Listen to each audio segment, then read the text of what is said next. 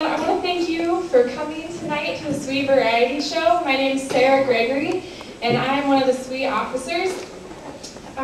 This is our first ever SWE Variety Show, and we're really happy that you can be a part of it. So there are three purposes for the evening tonight. The first is to showcase the talents of faculty, administration, and professors while letting them interact with students. The second is to raise financial support for our January tour to New Orleans. And while we're down there, we're not only going to be performing, but we're going to be helping with the relief effort and doing some community service projects down there. And the third reason is that it's just going to be fun. We're going to see a lot of people, professors doing things that we wouldn't get to in classes, and it's going to be really exciting. So the way that it's going to work is all of the acts are going to come up here and perform. There are 8 acts and a Master of Ceremonies that you will be able to vote for at the end of the night, and there's a table in the back that has 9 different boxes on it. So you'll place your donations in there to vote for your favorite act. So I hope that you enjoy tonight, and I'm going to turn it over to Dr. Chad Pierce.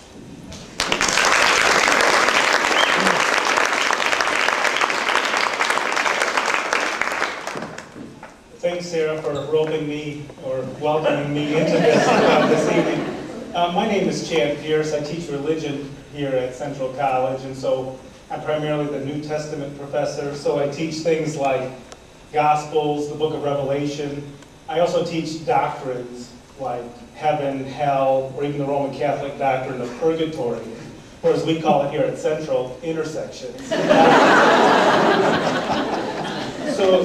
But really, purgatory is a transformative place to get you ready for someplace better, and that's what intersections we hope to do. You know, when I was asked to be they actually asked me to do a stand-up comedy routine. I'm not that funny, so I didn't know what to do. And you know, if I am funny, I said, Mitch, I'm funny if people do stupid things, I'll mock them. And Mitch said, perfect, you can MC. And so that's what I'm here. You're here to watch faculty talent. Now, you might think that's an oxymoron, right? But I remember when I was a professor, not at this institution, one student came up to me and said, Professor Pierce, I know what I want to do for a living. I said, what's that? He said, I want to be a professor. I said, good for you. Thinking, boy, my academic prowess is rubbing off. And he said, because I think that job would leave me plenty of time to pursue my other hobbies. I told him, well, as long as your other hobbies are going to faculty meetings and reading poorly written papers, then you certainly are going to be able to pursue those activities. Another institution, not this one. But really, faculty, sometimes you think that's all we do is sit around and think.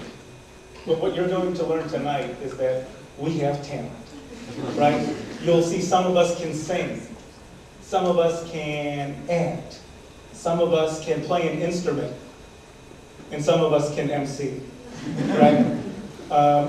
Which I don't know what that talent is yet. But we're here to listen to that, but primarily we're here to raise the money to go to New Orleans. I'll remember my first time in New Orleans. I remember walking down Bourbon Street, and this is a true story. Somebody came up to me and said, you know, as you're walking down Bourbon Street, if you've never been there, there's a number of options for entertainment. And somebody came up to me and said, hey fella, come on in here. We've got strippers. I kind of lost it there, right? And beer and ESPN. What more could you want in life than that? And I thought to myself, I could use a good wind and sound. So tonight we're here to make my fantasy complete. And we are going to send our wind ensemble to New Orleans. Right? So that's good. So that's enough of me. Let's hear our first act when we're going to hear John Witt, Crystal Van Assen, and Jared Baker play for us a trumpet melody here. John resurrected his trumpet chops this past summer in the Pella City Summer Band exclusive club. When I told him, when Mitch talked to him about this, Mitch said, you sound just like Louis Armstrong. John, with his quick wit, replied, yeah, my chops are about as strong as Louis has been ever since he died. Right? In addition to making fun of dead people, John John has been practicing, and this summer, or this year, he's one of the newest members of the college community band coming to an auditorium near you. So let's give it up for our first act.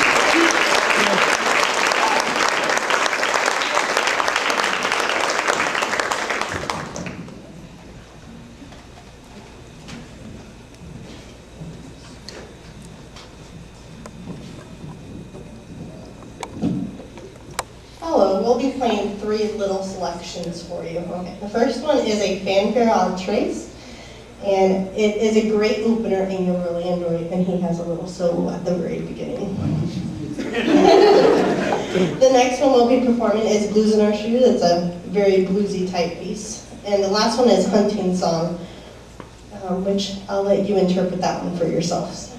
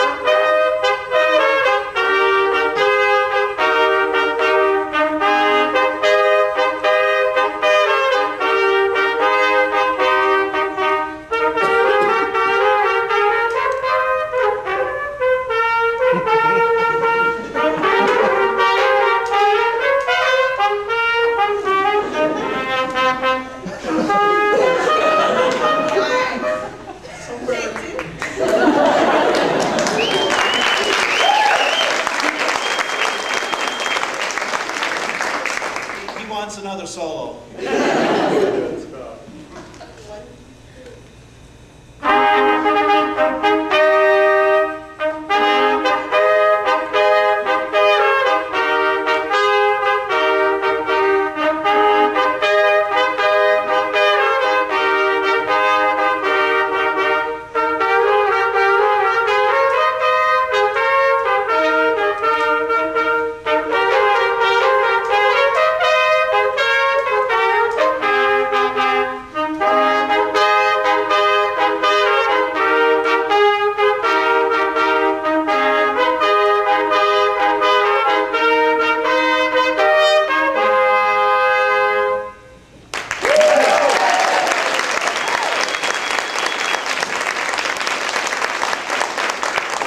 Team trumpet, just saying, team trumpet.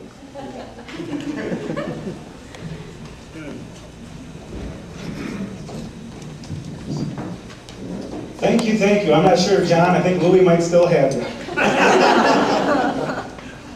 Next up, we have Terry Crumley and SWE member Sarah Gregory, who are going to be singing In His Eyes from the musical Jekyll and Hyde, which, the best I can tell, this is a love song, right, of 2 women towards a serial killer, right?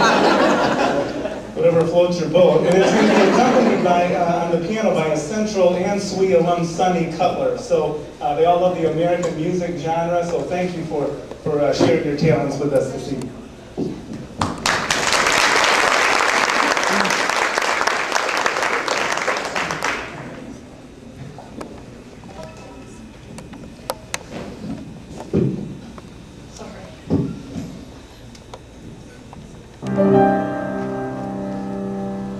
I sit and watch the rain and see my tears run down the window pane. I sit and watch the sky and I can hear it heave a sigh. I think of him, how we were. And when I think of him, then I remember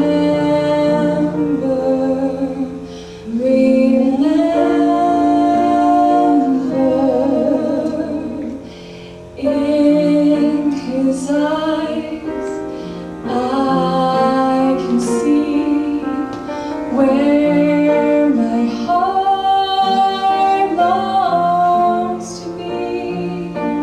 In his eyes I see a gentle glow, and that's where I'll be safe, I know. Safe in his arms, close to his heart, but I don't know quite where to start. By looking in his eyes, will I see beyond tomorrow?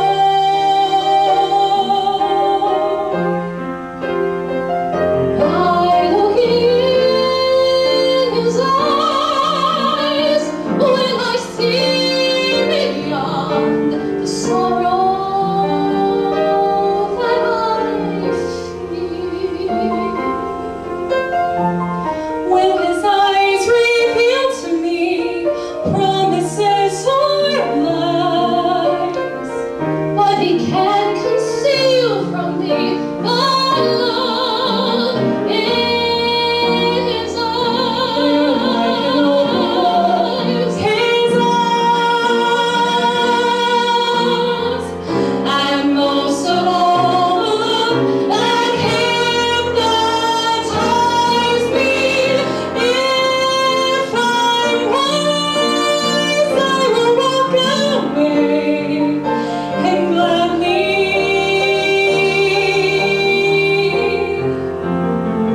But sadly I'm not wise. It's hard to talk away the memories that you prize. Love is worth forgiving for. Now I realize everything worth living for is there in his eyes. Love is worth forgiving for. Now I realize everything worth living for is there in his eyes.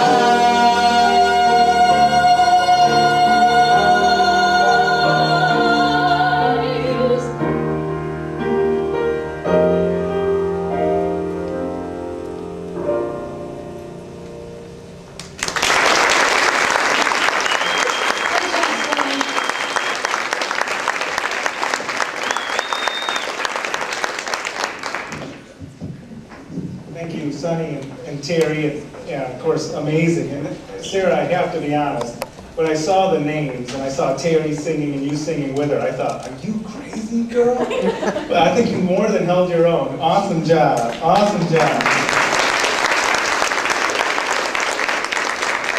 Next up, we have Charlie Stry and Mitch Lutz, who are going to be reading Abbott and Costello's Who's on First. Now, I can tell you who's not on first today, and that's Justin Morneau and Kevin Youkilis, the first baseman for the Twins.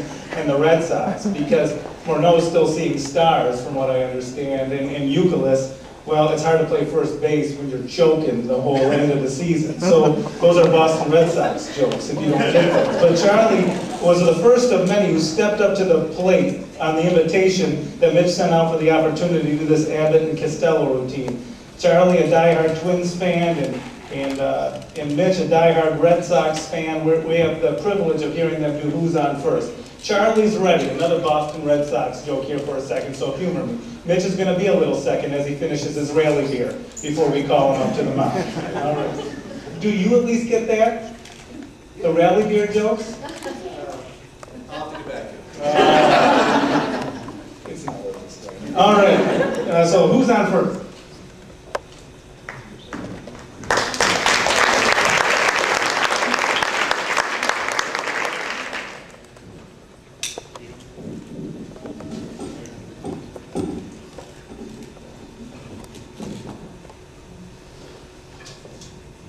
Well, Charlie, I'm going to go down to the Kuiper gym with you. You know Al Dornkamp, athletic director. Well, he said that he'll give me a job coaching the team as long as you play with us. Well, look, Mitch, if you're the coach, then you must know all of the players. Certainly do. Well, I never met the guys, so you'll have to tell me their names. And then I'll know who's playing on the team. Yeah, I'll tell you their names, but you know, it's kind of interesting nowadays because they have these little nicknames for the players. They have funny names. Yeah, you know, like little pet names like Dizzy Dean And his brother Daffy. yeah, Daffy Dean. And their French cousin, French? Gouffet. Oh yeah, Daffy Dean. Yes, of course. But let's talk about our infield. Okay, I'll tell you some of the players right there. Who's on first? What's on second? I don't know who's on third. That's what I want to find out. Yeah, I say who's on first? What's on second? I don't know who's on third. Are you the manager? Yes. You're going to be the coach too? Yes. And you don't know the fellows' names? Oh, I should. Well then, who's on first? Right. I mean, the fellow's name. Who? The guy on first. Who? The first baseman? Who? The guy playing first base. Who is on first? I'm asking you, who's on first? That's the man's name. That's whose name? Yeah. Go ahead and tell me. That's it. That's who? Yeah. Look, you got a first baseman. Certainly. Who's playing first? That's right. When you pay off the first baseman each month, who gets the check? Every dollar. All I'm trying to find out is what's the fellow's name on first base? Who? The guy that gets the money. That's it. Who gets the money on the first base? He does, every dollar, and you know, sometimes his wife even comes down and gets a check for him. Whose wife? Look, all I want to know is when you sign up the first baseman, what's the name he puts on the contract? Who? The guy. Who? How does he sign it? That's how he signed it. Who? Yes. All right.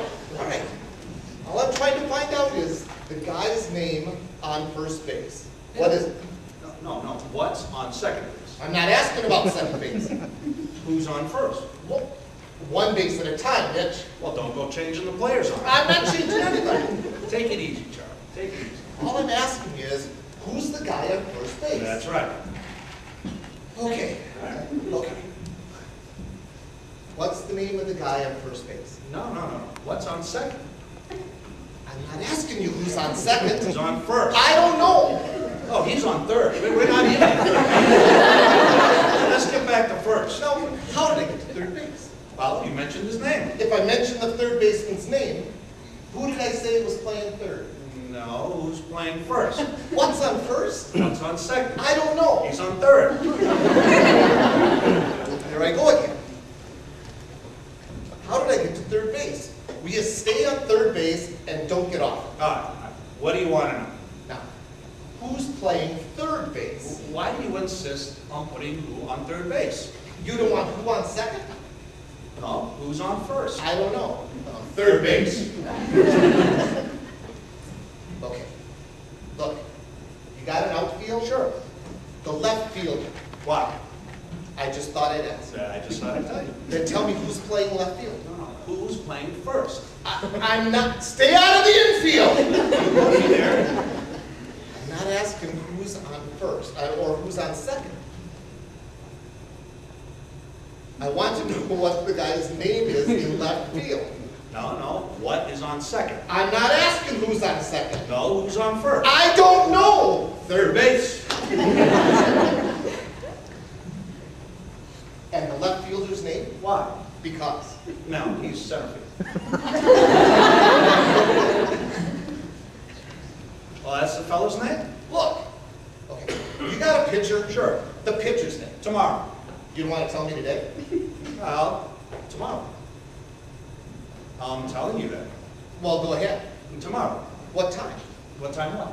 At what time tomorrow will you be telling me the pitcher's name? Now listen, who is not pitching? Who is on? I'll break your arm if you say who's on first.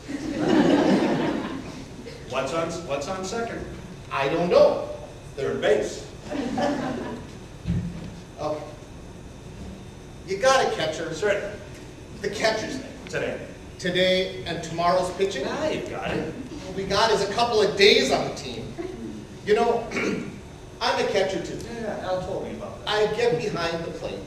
I do some fancy catching. Yeah, Tomorrow's pitching on my team and a heavy hitter gets up. sounds good. I get behind the plate, do that fancy pitching, and now the heavy hitter bunts the ball. When he bunts the ball, me being a good catcher, I want to throw the guy out at first base. Right.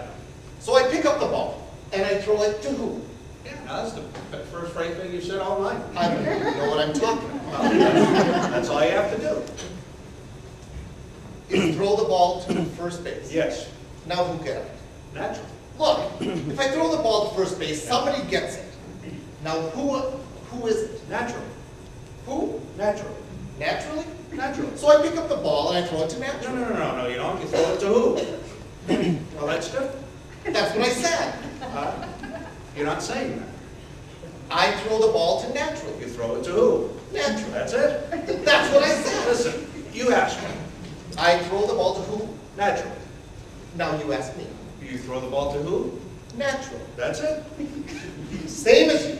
You just changed it around. Same as you. I throw the ball to who? Right. Whoever it is drops the ball. The guy runs to second base. Who picks up the ball, throws it to what, and throws it to I don't know. I don't know, picks it up, throws it back to tomorrow, triple play. Yes. Another guy gets up, and it's a long fly ball to because. I don't know. He's on third, and I don't give a damn. Oh, what? I don't know. I don't give a Oh, damn. that's our shortstop.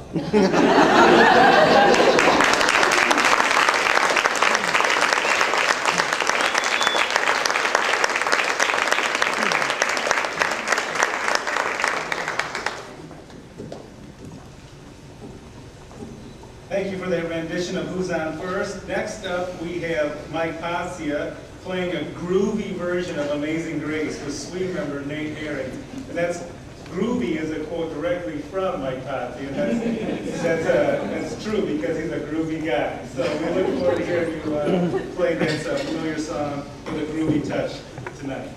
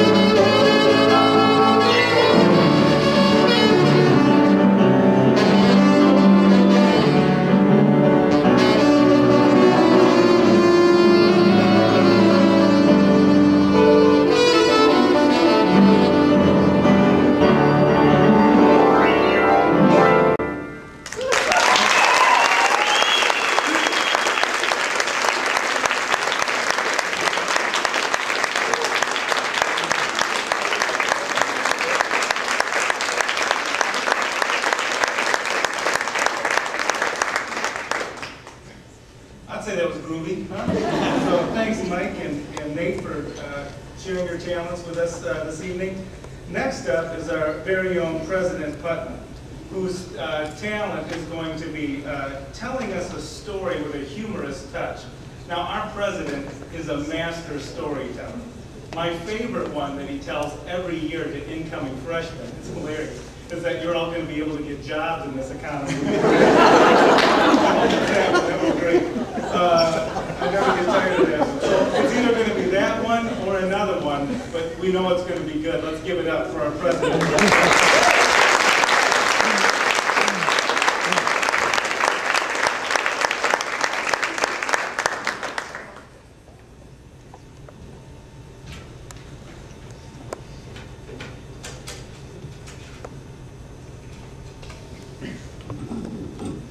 Well, it's great to see Chad out here tonight.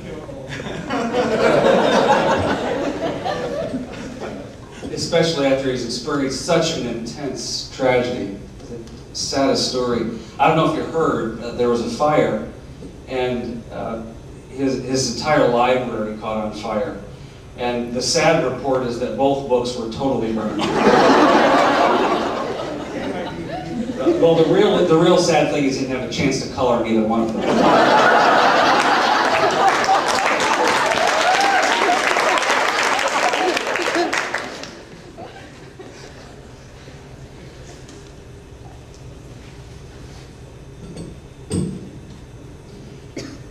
Mrs. Simpkin's Bathtub by Linda Allen. Are you aware, said Mr. Simpkin to Mrs. Simpkin one morning, that the bathtub's halfway down the stairs? How very inconvenient, said Mrs. Simpkin, going to have a look. How long has it been there? I have no idea, said Mr. Simpkin. It was in the bathroom when I went to bed last night, and now it's here. So it must have moved when we were asleep. Well, we shall just have to make the best of it, said Mrs. Simpkin. Will you bathe first, or shall I? I will, said Mr. Simpkin bravely. He stepped into the tub. It wobbled a bit at first, but it soon settled down. Mrs. Simpkin fetched soap and towels, shampoo and bath salts, and arranged them nicely on the stairs. There, she said. It doesn't look too bad now. And if I polish the taps and scrub the feet, it should look quite smart. I'm sure none of the other neighbors has a bathtub on the stairs. Mr. Simpkin said she was probably right. After a day or two, they hardly noticed that the bathtub was there at all. It didn't really inconvenience them to squeeze past it when they went down the stairs. And the landing smelled so pleasantly of bath salts that Mrs. Simpkin began to feel quite happy about it. She invited the lady next door to have a look, but the lady next door said that she didn't approve of these modern ideas. One morning, Mr. Simpkin went to have his bath. My dear, he cried, come and see, the bathtub's gone. Gone, cried Mrs. Simpkin, leaping out of bed. Gone where? I don't know, said Mr. Simpkin, but it isn't on the stairs. Perhaps it's back in the bathroom, said Mrs. Simpkin. They went to look, but it wasn't there. We shall have to buy another one, said Mr. Simpkin as they went down to breakfast. The bathtub was in the kitchen. You know, my dear, said Mr. Simpkin a few minutes later, this is a much better place for a bathtub than halfway down the stairs. I quite like having breakfast in the bath. Yes, agreed Mr. Simpkin. I quite like it here too. The bath towels match the saucepans. That's a very good point, said Mr. Simpkin. One day, Mr. and Mrs. Simpkin went downstairs to find that the bathtub had moved again. It was in the living room, sitting smugly before the fire. Oh, I don't think I like it there, said Mrs. Simpkin. But I don't suppose it will stay there very long. Once a bathtub has started to roam, it never knows when to stop. She was quite right. The next day, they found it in the cellar with spiders in it. One day, they couldn't find the bathtub anywhere. What shall I do, cried Mrs. Simpkin. It's my birthday, and I did so want to use those lovely bubble bath beads you gave me. So did I, said Mr. Simpkin. The lady next door came around. Happy birthday, she said. Did you know that your bathtub was on the front lawn? Well, they all went to have a look. There was a horse drinking out of it. "Go away," said Mrs. Simpkin. "How dare you drink my bathwater, you greedy creature?" She stepped into the bathtub. The lady next door said she didn't know what the world was coming to, and she went home and locked herself indoors. As the bubbles floated down the street, lots of people came to see what was going on. They were very interested. They leaned on the fence and watched. They asked if they could come again. One day, when there was a rather chilly wind about, they found the bathtub in the greenhouse. Everyone was disappointed. "My dear," said Mr. Simpkin a few days later, "do you happen to know where the bathtub is today?" "No," said Mrs. Simpkin, "but today's Tuesday. It's quite often in the garage on Tuesdays." "It isn't there today," said Mr. Simpkin. "I've looked everywhere." "I do hope it hasn't gone next door," cried Mrs. Simpkin. "The lady next door has no sympathy at all." Mr. Simpkin went around to inquire. The lady next door said that she was of the opinion that people ought to be able to control their bathtubs. Mr. Simpkin went home. Mr. Robinson from across the street rang up. "I know it's none of my business," he said, "but I thought you'd like to know that your bathtub is on the roof of your house." Mr. Simpkin went up to take his bath. All the people cheered. The bathtub seemed to like being up there because that's where it stayed. The people in the street had a meeting in Mr. Simpkin's greenhouse.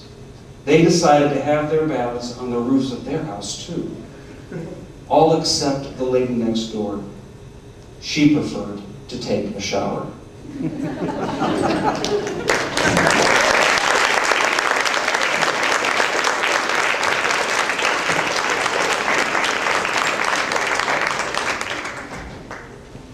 I knew I was in trouble. Bull Putnam. The next up, we get to hear the smooth, silky voice of Sam Matacojo. Right? Is that next? Yeah, it is. It is now. And the only thing smoother than his voice is his smile. And so we get to experience and listen to Sam. And I want you to flash your pearly whites back at him just as much as he's going to flash them at you when he sings. So we're privileged to have Sam come sing for us. He doesn't even need any accompaniment. That's how good this guy is. Let's welcome.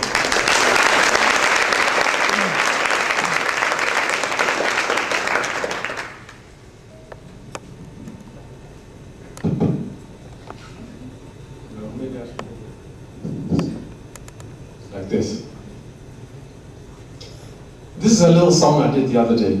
I did it with piano accompaniment, but today I'm going to do it by myself. I think it gives me a certain level of freedom. It's called Cachito Mio, and it's my rendition of something that Nat King Cole sang. And it goes something like this. Cachito, cachito mio, eres el amorcito de mamá y de papá. Cachito, cachito, cachito mio, pedazo de cielo que Dios me dio. Te miro y al fin bendigo la suerte de ser tu amor. Me preguntan que por qué eres mi cachito. Yo me siento muy bonito a responder que porque eres de mi vida un pedacito, a que quiero como nadie de querer.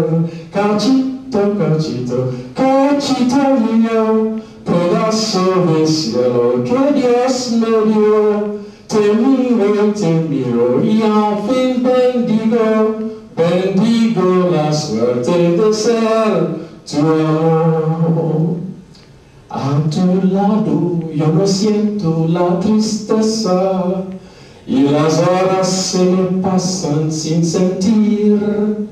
Tú me miras y yo pierdo la cabeza y lo único que puedo es repetir Cachito, cachito, cachito mío, pedazo de cielo que Dios me dio. Te miro y al fin bendigo, bendigo la suerte de ser tu amor. Cachito, cachito, cachito mío, pedazo de cielo que Dios me dio. Te miro y al fin bendigo, bendigo la suerte de ser tu amor. Cachito, cachito mío, eres el amorcito de mamá y de papá.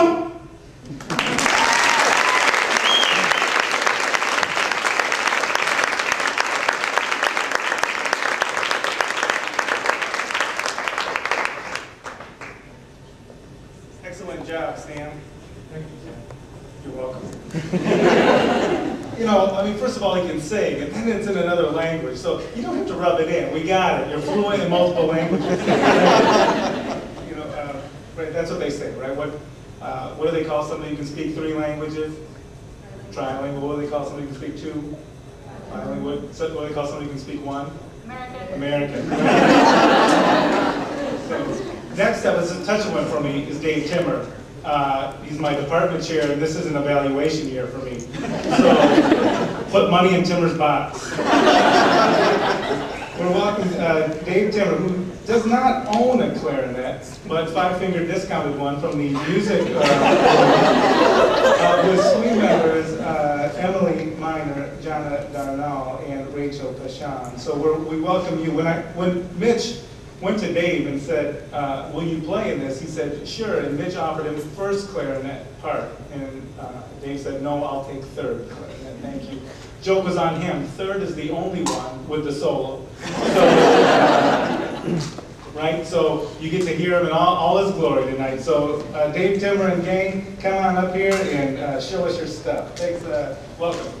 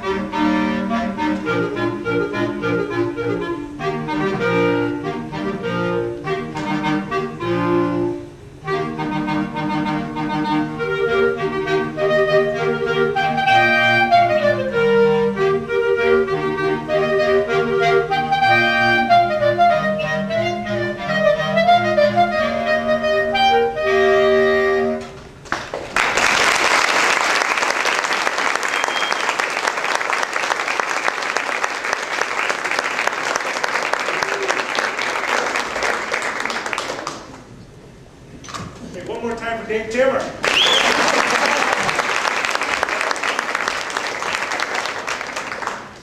Remember that my letter. Thank you.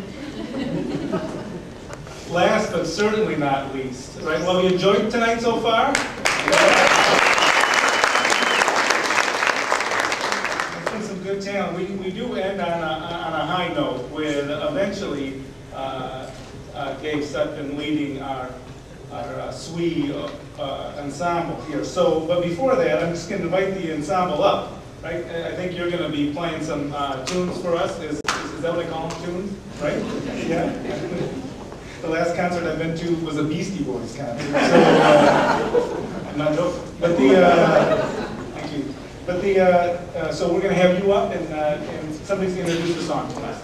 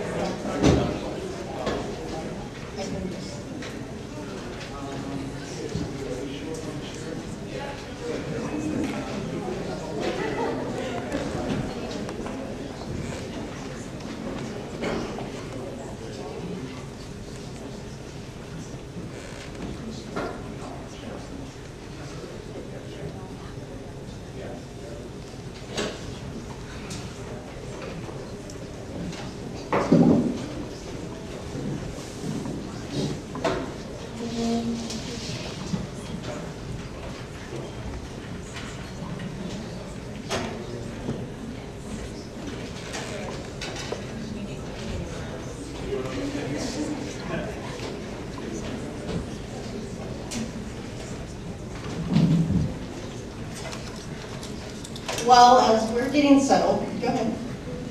I don't know. We're first going to be performing A Closer Walk with Thee. Now this, sorry, one second. This was arranged by Don Gillis and adapted for the band by Calvin Custer. Now this actual piece in New Orleans is really famous. They start out with the prelude processional from the church to the hearse after a funeral. And then from the graveyard, they do this slow, this melody thing. And anyone plays, you should YouTube this because it's amazing. Like they were throwing caskets up in the air with these bodies in it. It's actually really cool. So you should really YouTube A Closer Walk with Thee in New Orleans. And then when they get to the graveyard, they start doing a Dixieland type of style. And this is really cool because it's like having the end of the person's life and it's entering into a better life. So you get this sad, melancholy melody and then this upbeat feel of happiness at the very end. So we hope you enjoy A Closer Walk with Thee.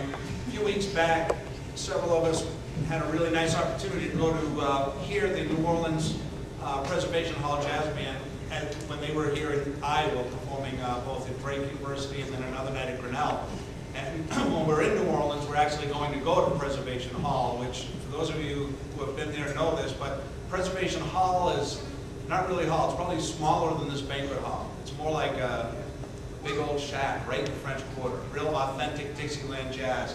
And so when we were at that concert, the soloist sat right down in front. No conductor, and that's kind of, we're just doing it in that authentic style. And Crystal, who just introduced the piece to you, actually helps us with that transition from the solemn procession to Dixieland, but in New Orleans style, without the traditional conducting.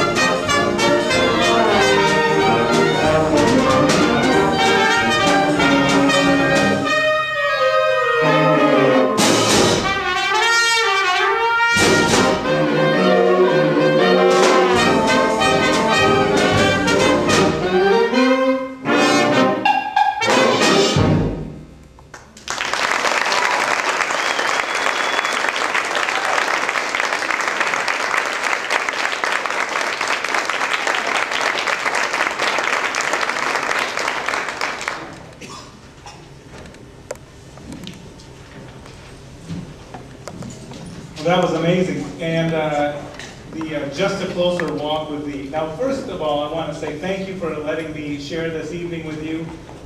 What an amazing night full of amazing talent, and it's going to end with a bang. Dave Sutphin is going to conduct this ensemble. You know, we just heard Just a Closer Walk with Thee, and it is an honor to be with one of the few people old enough to have walked with Jesus the first time. It's been a pleasure and a privilege, and I'm going to turn it over to Dave and to Mitch, but Dave was one of the creators of this, and you know, well, here comes his altar, right? But one thing, though, is that he is one of the creators of this event. And you want somebody in development who can look at faculty and say, they've got talent, right? Because he can get money out of anybody. So Dave, you're awesome. Thanks for giving me this opportunity. And don't forget what this goes for. Just a tremendous opportunity for our ensemble to head to New Orleans and to do service learning, to experience America in new and exciting ways. And so, hey, we don't want to play favorites here. Drop a little money in everybody's bucket and vote early and often. And I hope you enjoyed a great evening.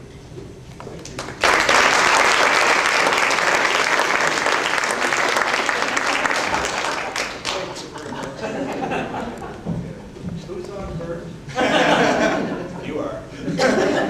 Well, this could be interesting because, as you notice, they didn't give me any music to direct with. So please bear with me tonight. And I got to say, there's some awesome talent tonight. Mike, Motsy, holy cow. You know how to tickle the ivories, don't you?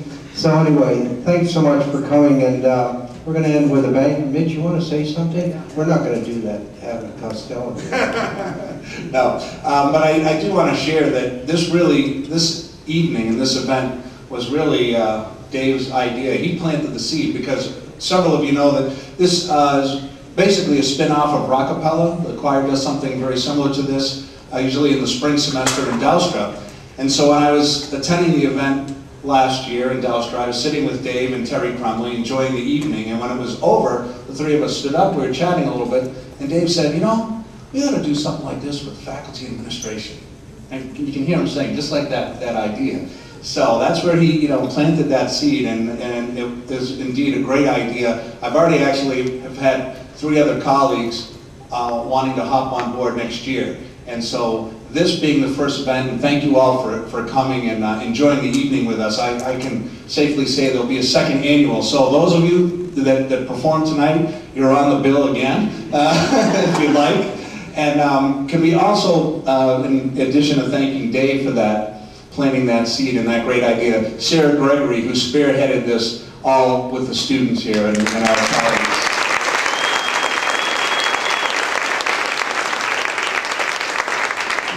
And your baton awaits you. Okay. What we're going to do is Johnson Rag and Darktown Stutter's Ball, and then end with Tiger Rag. I'm sure all of you know this. And if you want to get up and move around and jig around a little bit, do so. Because I know you've been sitting, say this is a 7-inning stretch, okay? So anyway, enjoy.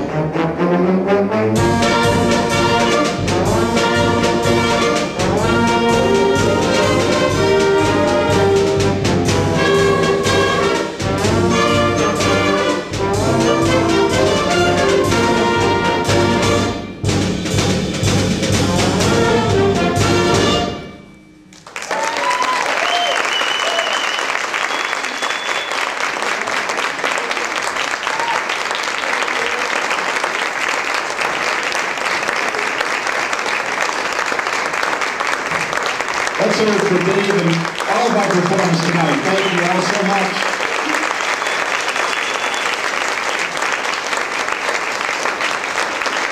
Thanks again, folks. Enjoy the rest of your evening. Thanks for supporting us in our performance, and we appreciate you supporting us with whatever donations you can muster into our ballot boxes in the back. Thanks so much. And thanks, Chad Pierce, Master of Ceremonies.